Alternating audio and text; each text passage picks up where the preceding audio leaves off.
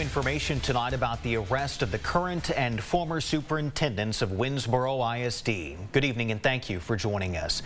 Affidavits obtained today by KLTV7 detail the timeline of events that led up to the charges.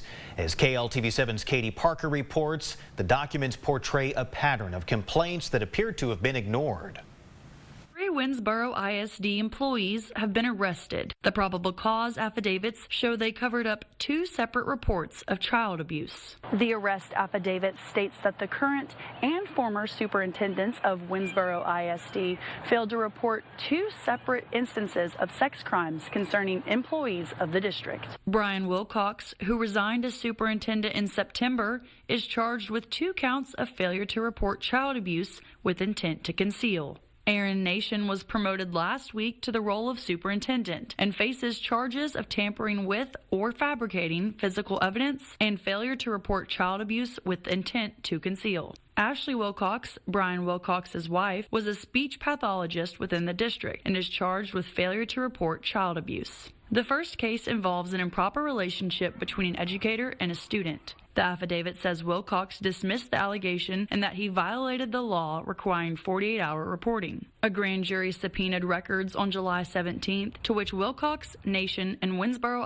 ISD did not comply. The second affidavit comes from a child abuse allegation from May 29th, where a substitute teacher is accused of an improper relationship with a student. Nation informed Wilcox, who was on vacation, and the affidavit states the two agreed to not report the allegation to Winnsboro ISD Police Chief Heath Guy until June 2nd. Sometime after that, Wilcox learned Guy had made comments regarding the security of his job, which led to Wilcox placing Guy on administrative leave on June 12th. The school board voted to terminate his employment on December 18th. According to the affidavit, Wilcox said that when people send him screenshots of posts related to allegations against Winnsboro ISD, he responds, quote, "Don't send me that expletive. I don't want to see it. They can come talk to me instead of being anonymous." The arrest affidavit also states that the current superintendent of Winnsboro ISD refused to turn over evidence and wiped his phone ahead of a meeting with a Texas Ranger. Nation refused to provide consent to review call logs and message history with Wilcox regarding the investigation. A search indicates Nation did a factory reset the day before his scheduled meeting with Winnsboro ISD and the Texas Ranger. Katie Parker, KLTV 7 News. Today, Winnsboro ISD announced a change in leadership. The principal of Winnsboro High School, Cody Holloway, is now the acting superintendent.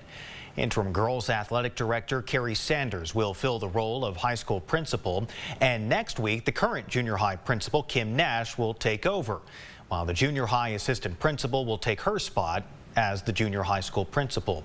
The Winnsboro School Board will host a special board meeting this Saturday evening beginning at 5:30, at which school board members will consult with the school attorney to get legal advice, talk about possible administrative leave for Nation, and consider the appointment of an acting